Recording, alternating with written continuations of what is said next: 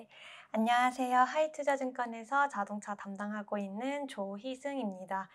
이번에 자동차 산업 저가 매수의 기회에 대해서 이제 자료를 작성을 했고요. 일단 지난번 자료를 쓸 때에 비해서 주가가 조금 하락해 있는 상태이기는 합니다. 현대차와 기아의 포워드 PE 자체를 보시면 최근에 3배에서 4배 정도까지 떨어져 있는 상황이고요.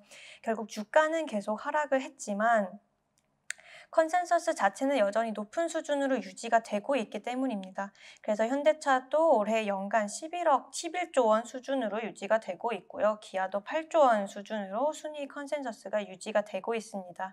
결국 환율이 작년 하반기에서도 높았었는데 이번 하반기에도 1,300원 정도로 계속 유지를 하고 있는 상황에서 북미 비중 자체를 계속 높여가면서 이익을 높이는 수준이고요. 기아 같은 경우에 3분기에도 더블 수준으로 이익 개선이 가능하지 않을까 그렇게 기대를 하고 있는 상황입니다. 그래서 기아와 현대차의 실적 자체도 많이 높아지고 있는 상황에서 이제 연초 인베스터데이에서도 25% 이상으로 배당 성향을 약속을 했었는데 그거를 감안하면은 현대차가 11,000원 정도, 그 다음에 기아가 6,000원 정도, 그 다음에 현대차랑 기아의 우선주 1, 2, 3번 같은 경우에는 100원에서 50원 정도 더 주고 있는 상황이기 때문에 배당 수익률 자체도 보통주는 6% 정도, 그 다음에 기아 같은 경우는 7.7%까지 기대를 할 수 있는 상황이고요. 50원에서 100원 정도 더 주고 있는 우선주 같은 경우에는 11%까지 배당 수익률을 기대할 수 있는 상황이기 때문에 일단 밸류적인 매력도 충분하고 배당의 매력도 충분한 상황이 이어지고 있다라고 저는 생각을 하고 있습니다. 그래서 결국 왜 그렇게 자동차 주가들이 많이 떨어졌는가 생각을 해보면은 잘 아시겠지만 자동차는 가장 대표적인 PQC 산업입니다. 거기서 가장 문제가 되고 있는 게 P와 Q 쪽에서 이제 우려들이 많이 나오고 있고요. 먼저 판매량 쪽 말씀을 드리면은 일단 일본 업체들이 생산 정상화를 하는 흐름이 이어지고 있습니다. 저희가 작년이랑 재작년 유럽 시장에서도 생산 차질 동안 우리는 생각보다 생산 차질이 덜 했었기 때문에 유럽 업체들을 대신해 점유율을 높여왔었지만 최근에 폭스바겐이나 BMW, 메르세데스 벤츠 이런 유럽 로컬 기업들이 점유율을 확대하기 시작을 하면서 경쟁 강도가 강화됐고 현대차랑 기아 점유율이 조금 하락하는 모습을 보였습니다.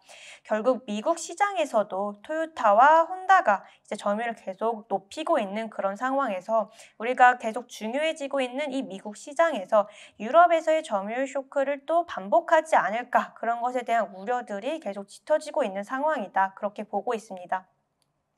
다만 실제로 토요타랑 혼다가 올라왔기 때문에 현대차랑 기아의 주력 판매 모델이 계속 훼손되고 있느냐라고 생각을 하실 수는 있겠지만 실제로 보시면은 일단 C 세그먼트를 보면은 토요타의 코롤라, 그 다음에 혼다의 시빅 같이 올라오고 있지만 현대차 엘란트라 거의 비슷하게 올라오고 있는 상황이고요. 특히 엘란트라 같은 경우에는 한국에서는 아반떼라는 이름으로 올해 페이스리프트가 출시가 되었지만 미국에서는 내년에 출시가 될 예정이고요. 구형 모델 재고인 것을 감안을 하면은 이제 일본 업체의 생산 정상화로 인해서 현대차 그룹이 C 세그먼트에서는 훼손되고 있다라고 보긴 어려워 보이고요. D 세그먼트 같은 경우 현대차 그룹이 원래도 주력 모델이 아니었던 세그먼트였었고 하나 넘어가서 SUV C 세그먼트, 주력 세그먼트를 보시면은 일단 토요타의 라브4랑 혼다 CR-V가 많이 올라오긴 했습니다. 특히 CR-V 같은 경우에는 하이브리드 모델까지 같이 포함이 되어 있는 모델이기 때문에 신차 모멘텀이 훨씬 더 컸었고요. 근데 이렇게 올라왔던 거에 비해서 현대차랑 기아의 투싼, 스포티지 둘 다 20% 정도의 성장률을 유지를 하고 있는 상황이기 때문에 사실 미국 시장이 계속 회복되는 수준이 더 중요한 상황이지 토요타랑 혼다가 올라오기 때문에 현대차랑 기아의 판매가 훼손된다라고 보긴 어려운 상황으로 보고 있고요. 오히려 현대차와 기아의 점유율 훼손보다는 포드 아니면 스텔란티스 이런 미국 업체들의 점유율 하락이 더 두드러지고 있는 상황이기 때문에 일본 업체가 올라오면서 어느 정도 자연스러운 점유율 훼손은 있겠지만 일본 업체가 갖고 가는 점유율들을 모두 현대차와 기아에서 반납한다라고 우려하기는 어렵다라고 생각을 하고 있고요. 특히 판매량 쪽에서는 일본 업체에 대한 우려들도 있었지만 최근에 이제 파업 이슈 더해졌습니다. 뭐 잘 아시겠지만 한국에서는 무분규로 이제 타결이 되고 있는 상황이고요. 대신 미국에서는 뭐 40% 임금 인상이라든지 세계주에서 이제 파업을 진행을 할 예정이기 때문에 오히려 미국 시장에서 파업에 대한 부분들이 반사 수혜가 가능하지 않을까라고 모멘텀으로 생각을 하고 있습니다. 그리고 두 번째로 주가가 하락했던 요인들을 생각을 해보면 인센티브가 많이 올라왔습니다. 일단 미국 산업 평균 인센티브 보시면 2,300불까지 올라왔고요. 현대차 같은 경우에는 산업 평균보다 조금 더 높은 수준까지 올라와 있는 상황이기 때문에 일단 인센티브가 올라간다는 것 자체는 자동차 산업 전반적으로 감익 요인이고요. 현대차가 산업 평균보다 높아졌다는 것은 산업 평균보다 더 감익 요인이 두드러진다라고 우려를 할 수 있는 상황인데요. 일단 인센티브에 대해서는 시장의 우려가 너무 실제에 비해서 과도하다라고 생각을 하고 있고요. 인센티브의 구조를 먼저 생각을 해보면은 인센티브는 현대차랑 기아가 딜러에게 제공을 하는 수치가 이제 저희 실적에 반영이 되는 건데 사실 이제 현대차와 기아가 제공하는 그런 실제적인 수치는 내부 정보에서 공개를 하고 있지 않기 때문에 저희가 이 딜러들의 수치를 이제 투르카라는 업체에서 집계를 하고 있습니다. 이 수치들이 이제 여기 차트에 나와 있는 건데요. 결국 현대차가 2,400불을 제공했다고 하더라도 실제로 2,400불을 제공한 건 내에서 진짜로 2,400불을 줄 건지 아니면은 조금 낮춰서 2,300불을 주고 100불은 딜러의 수익으로 가져갈 것인지 아니면은 조금 손해를 보더라도 현대차를 팔기 위해서 2,500불까지 줄 건지 그거는 딜러들의 선택이기 때문에 어느 정도는 항상 현대차와 기아가 실제로 주는 인센티브와 딜러들이 제공하고 있는 수치는 항상 미스매치가 있어 왔다라고 보시면 되는데 최근에 이런 미스매치가 더 두드러졌습니다. 가장 두드러졌던 게 기아의 2분기 실적 때였었고요. 보시면은 기아가 2분기 때 70% 정도 YOY로 성장하는 모습들을 보였었는데 실제로는 인센티브 절감으로 인한 증액 효과가 86억 정도 발생을 했던 때가 있었습니다. 결국 지금 미스매치의 상황들이 굉장히 심해지고 있다라는 것을 알 수 있는데요. 일단 그 이유를 생각을 해보면은 저희가 이런 딜러들의 실제 수치와 현대차와 기아가 제공한 실제 수치의 다른 부분들도 있겠지만 저희가 상업용 전기차 쪽으로 정부 보조금을 받고 있는 상황입니다. 이제 리테일 채널에 대해서는 전기차 7,500불 보조금을 못 받고는 있지만 이제 플릿이라든지 아니면 재구매 옵션이 없는 리스에 대해서는 저희가 정부로부터 7,500불 보조금을 받고 있는 상황인데 이제 그게 현대차에게 7,500불을 줘서 현대차가 딜러에게 주는 구조가 아니라 딜러가 미국 정부에게 직접 7,500불을 받아오는 구조이기 때문에 사실 딜러들의 입장에서는 정부에게 7,500불을 받든 현대차에게 7,500불을 받든 동일하게 7,500불을 제공하고 있다. 이렇게 집계가 되고 있고요. 그렇기 때문에 현대차가 팔고 있는 전기차 중에서 플립 비중들을 이제 다 제외를 해놓고 봤을 때 결국 실제 인센티브 자체는 1,800불에서 2,000불 정도 나오고 있고 기아는 1,100불에서 1,300불 정도가 실제 인센티브다라고 보는 게 맞다고 저는 생각을 하고 있습니다. 위에 경쟁업체로 보이는 GM, 포드, 스텔란티스, 토요타, 혼다 이렇게 쭉 보시면은 사실 전기차를 제대로 팔고 있다라고 생각되는 기업은 이제 현대차랑 기아 있고요. GM 같은 경우에는 올해 8개 정도의 라인업을 내놓겠다고 얘기를 했지만 일단 지금 판매하고 있는 것은 캐딜락의 리링 모델, 그 다음에 볼트 같은 경우에는 원래 단종을 하고 있지만 다시 명맥을 이어가고 있는 상황이죠. 포드 같은 경우에는 머스탱 있고요. 그 다음에 F150 있는데 올해도 미드 사이즈 SUV 나오려다가 못 나왔고 사실 전기차를 제대로 판매를 하고 있고 상업용 전기차 쪽으로 채널을 늘리고 있는 기업은 현대차랑 기아밖에 없기 때문에 이 인센티브의 미스매치가 굉장히 두드러질 수밖에 없는 상황이고 산업 평균 자체가 올라가는 거는 어쩔 수 없겠지만 거기서의 속도 조절 자체는 이미 긍정적인 상황이다라고 저는 생각을 하고 있습니다. 그래서 판매량과 그 다음에 가격에 대한 우려들은 조금 과도하다라고 생각을 하고 있고요. 최근에 또 가장 커진 우려 중에 하나가 전기차 수요 둔화에 대한 우려였습니다. 뉴스들을 많이 보셨겠지만 전기차 재고가 이제 6월에 100일 정도로 높아졌다라는 뉴스들이 많이 나왔었고요.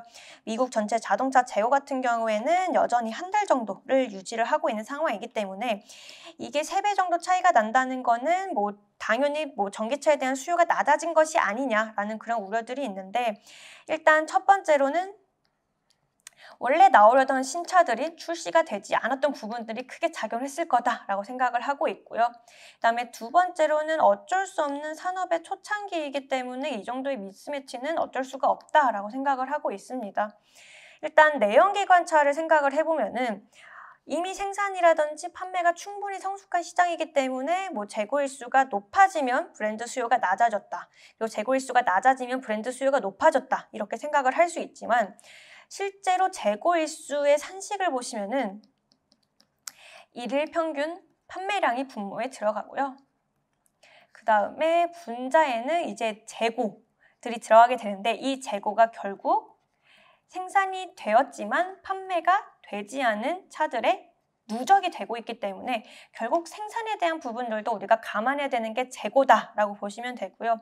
그래서 재고일수가 높아졌다는 거는 수요가 줄어들었다라고도 볼 수 있겠지만 일단 산업의 초창기이기 때문에 포드 같은 경우에는 뭐 생산을 중단을 하고 이제 뭐 증산을 앞두는 그런 과정이 있기도 하고요. 뭐 GM 같은 경우에도 뭐 볼트 공장을 멈춘다든지 뭐 감산을 한다든지 그런 생산 관련한 우려들이 많이 짙어지고 있는 상황이기 때문에 재고일수가 단순히 뭐 판매가 뭐 연결이 된다 이렇게 보기엔 조금 어려운 시기이다라고 저는 생각을 하고 있고요. 그래서 실제로 브랜드별로도 보시면은 볼트 같은 경우에는 뭐 30일 수준으로 유지를 하고 있지만 생산 대수 자체를 완전히 급감을 했기 때문에 낮은 수준을 유지를 하고 있고요. 포드 같은 경우에는 뭐 100일 이상 수준을 유지를 하고 있고 뭐 벤츠 같은 경우에는 60일에서 80일 정도를 유지하고 있는 모습인데 결국 이렇게 재고일수가 다 차별화가 될 수밖에 없는 점은 생산에 대한 전략들이 아직 제대로 갖춰지지 않은 상황이기 때문에 어쩔 수 없다라고 보고 있고요. 결국 재고 일수라든지 수요 둔화에 대한 우려들은 어쩔 수 없지만 결국 우리가 전기차 시대가 온다라고 생각을 항상 하고 있는 것은 30년에서 35년 결국 내연기관차는 판매가 금지되는 시기가 올 수밖에 없고요. 결국 이때까지 탄소 중립을 하기 위해서는 좋든 싫든 전기차의 시대는 온다라는 거죠. 결국 내년부터는 저가 전기차를 시작으로 전기차의 시대가 올 수밖에 없다라고 보고 있고요. 결국 30년, 35년까지 어느 정도 속도의 조절 국면들은 계속 이렇게 있겠지만 결국 전기차의 시대는 온다라고 생각을 하고 있고요. 그래서 뭐 올해 상반기에 팔렸던 전기차 판매 모델들 쭉 보시면은 대부분이 절반 정도가 중국의 저가 전기차 모델들입니다. 그래서 보시면은 소비자들이 보조금보다는 저가 전기차에 대한 전기차의 가격 접근성에 대한 수요가 훨씬 더 높은 상황이고요. 특히 그럴 수밖에 없는 게 아까 말씀드렸다시피 신차 모델들이 안 나온 상황에서 결국 중형 SUV라든지 그런 일반적인 소비자층들, 잠재적인 소비자층들은 내년에 나올 저가 전기차를 기다릴 수밖에 없는 상황이 되고 있기 때문에 잠깐 수요가 주춤했다라고 보고 있고요. 24년 내년부터는 결국 저가 전기차를 시작으로 다시 전기차의 성장이 이루어질 수밖에 없는 해가 오게 될 거다라고 생각을 하고 있고요. 결국 그런 시기가 오게 된다면은 중요한 거는 저가 전기차를 이용해서도 우리가 전기차에서 수익성을 낼 수 있느냐라는 부분들이 훨씬 더 중요해지고 있다고 보고 있습니다. 일단 전체 자동차의 수익성들을 쭉 보시면은 지금은 대부분이 내연기관 아니면 조금의 하이브리드 이렇게 추가되고 있는데 사실 하이브리드 같은 경우에는 내연기관은 조금 더 가격대가 높지만 생산 라인 자체는 비슷하게 들어가기 때문에 마진 자체가 걱정되는 이제 세그먼트는 아니고요. 결국 내연기관이랑 하이브리드에서 높은 마진을 기록을 하는 대신에 전기차에서 낮은 수익을 기록한다든지 포드나 GM 같은 경우에 적자를 기록을 하고 있는데 결국 내연기관차에서의 수익성을 전기차에다가 투자를 하고 있는 이런 상황에서 저가 전기차를 시작으로 24년부터 계속 전기차의 규모는 늘어날 수밖에 없는데 그렇게 됐을 때 우리는 내연기관의 수익성만으로 전기차를 다 감당하기가 힘든 시기가 올 수밖에 없다라고 생각을 하고 있고요. 결국 그런 상황에서는 전기차의 비중이 늘어나면서 전기차에서 수익성을 낼 수 있는 업체를 찾아야 된다라고 생각을 하고 있고요. 그런 상황에서 보시면은 현대차랑 기아 로우 싱글에서 하이 싱글 정도 내고 있고 24년 말에 이제 조지아 공장을 가동하긴 하지만 그 전까지는 이제 감가상각이 다 완료된 공장에서 농우비만 들어가는 생산 라인에서 전기차를 생산하고 있기 때문에 내년까지의 전기차 수익성은 걱정할 필요가 크게 없어 보인다라고 판단을 하고 있습니다. 그래서 결국 최근에 자동차 자동차 산업에서 계속 중요해지고 있는 부분들이 커넥티비티라든지 자율주행 이런 장기적인 밸류업에 대한 내용들입니다. 아까 앞에서 말씀드린 부분들은 인센티브 쪽에서 가격이라든지 아니면 판매량에서 점유율이라든지 이러한 것들을 단기적으로는 토요타, 혼다 이런 업체들과 가장 크게 경쟁을 하고 있지만 장기적으로 봤을 때 일본 업체가 커넥티드 카라든지 자율주행 준비가 잘 되어 있다라고 보기에는 어려운 상황이고요. 그다음에 포드 같은 경우에도 아르고 AI가 폐업한 이후에는 아마 엔비디아의 시스템을 갖고 올 가능성이 높아 보인 상황이고요. GM도 크루즈랑 이제 퀄컴이랑 진행을 하고 있지만 OS 같은 경우에는 진행을 하고 있지 않고요. 그나마 현대차 그룹과 같이 경쟁할 만한 업체는 이제 폭스바겐 두 그룹이 이제 비슷한 미래 산업에 대한 밸류 체인을 보여주고 있는데 일단 현대차 그룹은 조금 각종 스타트업과의 협력으로 빠른 전환을 목표로 한다면 폭스바겐은 완전히 내재화하는 것을 목표로 하고 있습니다.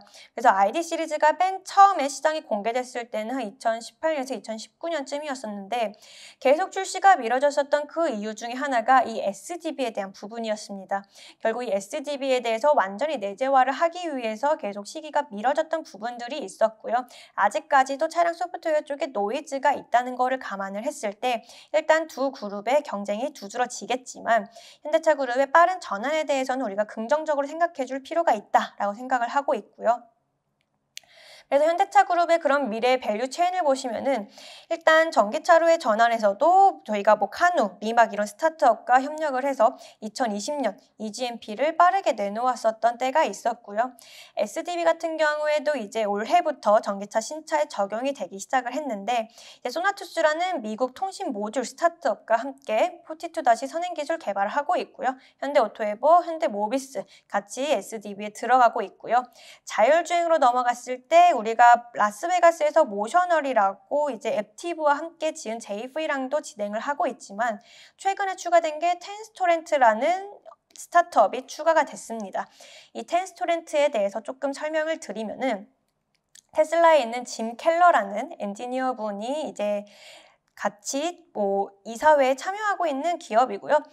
테슬라의 그런 FSD 칩을 봤을 때 맨 처음에는 모비라이 칩을 사용하다가 엔비디아 칩을 사용하다가 완전히 내재화한 FSD 칩 세 번째를 내놓았을 때 이때 참여를 했었던 분이 이사회에 같이 참여하고 있다라는 부분을 봤을 때 일단 어느 정도 반도체 설계에 대한 능력 충분히 가지고 있고 삼성전자와 함께 협력을 진행을 하고 있기 때문에 자율주행에 대한 미래의 그림도 이제 명확하게 그려나가고 있는 시기이기 때문에 이런 단기적인 점유율 싸움들이 모멘텀으로 작용을 할 수는 있겠지만 결국 장기적인 밸류업 측면에서 봤을 때에도 현대차 그룹이 생존할 가장 큰 가능성이 높은 기업이다. 그렇게 보고 있고요. 모든 기업이 1등을 할 필요는 없기 때문에 가장 빨리 쫓아가는 업체가 누구냐라고 하면 현대차 그룹이 되지 않을까라고 생각을 하고 있어서 일단 밸류적인 매력도 충분하고요. 배당의 매력도 우선주 같은 경우는 11%까지 충분한 상황이고 세 번째로는 미래의 그런 그림 속에서도 결코 후발주자가 되지 않을 것으로 보이기 때문에 좋은 저가 매수의 기회가 아닐까 그렇게 생각을 하고 있습니다.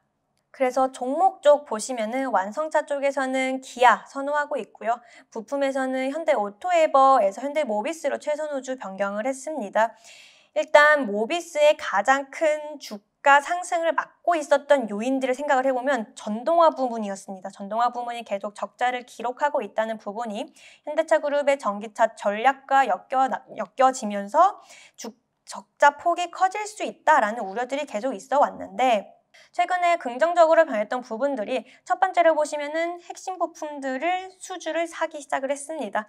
일단 이번 8월에 폭스바겐 쪽으로 BSA 부품을 수주를 했고요. 그다음에 연말에도 미국 업체 쪽으로 PE 시스템 수주를 이제 노력을 하고 있기 때문에 결국 이런 핵심 부품들을 수주를 하고 결국 물량들을 높여가면서 고정비를 개선하는 부분들이 미국 공장에서도 본격적으로 이루어지기 시작할 수 있다. 그렇게 기대를 하고 있고요. 그다음에 두 번째로는 이제 미국이 건설하고 있는 모듈 공장 IRA 법안에 따라서 세액 공제 충분히 가능한 부분이고요. 세 번째로는 수소 연료 전지 부분, 넥소와 관련된 부분들이 이제 현대차 쪽으로 이관이 될 가능성이 높다는 언론의 내용들이 나오고 있기 때문에 이러한 부분들을 감안을 했을 때 전동화 부분이 흑자 전환이 될 가능성들이 점차 가시화가 되고 있다라고 생각을 하고 있고요. 이제 이번 하반기부터 모듈이나 핵심 부품 쪽에서도 물류비 하락이라든지 가동률 개선, 원자재 가격 안정화 여전히 긍정적인 상황 이어지고 있고요. 여기에 전동화 부분의 흑자 전환 가능성이 가시화가 되면서 이제 부품 쪽에서는 조금 안정적으로 투자하기 편하지 않을까 그렇게 생각을 하고 있습니다. 대신 오토에버 보시면은 최근에 주가 상승이 크게 있었습니다. 아무래도 유통 주식 수의 비중이 적은 부분들도 있었던 것 같기는 한데 왜 이렇게 CID 이후로 주가가 급등했는지 생각을 해보시면은 가이던스를 상향 조정한 것도 있었고 그 다음에 그룹사의 장기적인 전망에 대한 신뢰도도 높였던 부분들도 있었지만 일단 코나 전기차, 그 다음에 GV60 그랜저 이런 일부 차종에서 SDB 기술을 확인할 수 있게 되었습니다. 결국 소비자들이 직접 SDB, 그 다음에 주주들도 직접 겪어볼 수 있는 기회가 열리면서 결국 23년 전기차 신차, 25년 모든 차종에 대해 SDB를 제공하겠다라는 것에 대한 신뢰도와 가시성이 굉장히 높아지면서 차량 소프트웨어에 대한 기대가 많이 높아졌기 때문이다 라고 생각을 하고 있습니다. 대신에 현대 오토에버가 제공하고 있는 부품들을 쭉 뜯어보면은 일단 모빌진 클래식 원래 2016년부터 제공을 하던 부품이었고요. 자율주행 기능이 없는 모빌진 AD, 그 다음에 자율주행 기능이 있는 모빌진 AD, 그 다음에 내비게이션 이렇게 있는데 지금 코나 전기차, 그 다음에 그랜저 이런 데 들어가는 거는 모빌진 클래식과 자율주행 기능이 없는 모빌진 AD 그리고 리눅스 기반의 인포테인먼트 위에 올라가는 내비게이션 이렇게 세 가지가 있는데 사실 단가 자체는 낮기 때문에 물론 외형 성장에 대한 부분들 당연히 기대를 할 수 있겠지만 결국 본격적으로 높아지는 거는 25년부터 자율주행이 5% 이상으로 탑재가 될 10만 원어치의 이제 모빌진 AD가 본격적이다라고 생각을 하고 있고요. 결국 그런 것들을 감안을 했을 때 25년에 정말로 모든 신차에 SDB를 적용을 하고 이제 가이던스대로 외형 성장을 900만 대까지 하고 그다음에 SDB를 모든 차종에다가 이제 탑재를 하고 자율주행은 5%만 탑재를 한다고 하면은 우리가 차량 소프트웨어 쪽에 기대할 수 있는 부분은 1.2조 원 정도입니다. 근데 이제 여기서 마진 같은 경우에는 아무래도 클래식이랑 그다음에 자율주행이 없는 AD 같은 경우에 좀 낮기 때문에 여전히 24% 수준으로 유지가 될 거다라고 저는 추정을 했고요.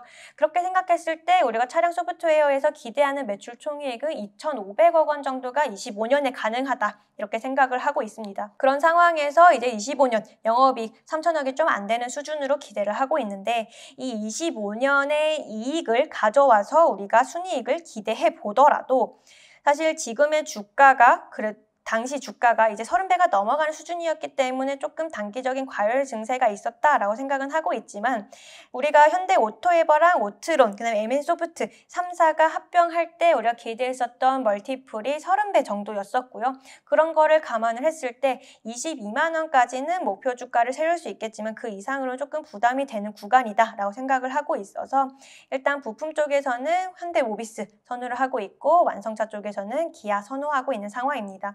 결국 많이 떨어져 있는 주가에서 밸류 매력이 충분한 상황이라는 점을 감안해 주셨으면 감사하겠습니다. 이상으로 자료 마치겠습니다. 감사합니다.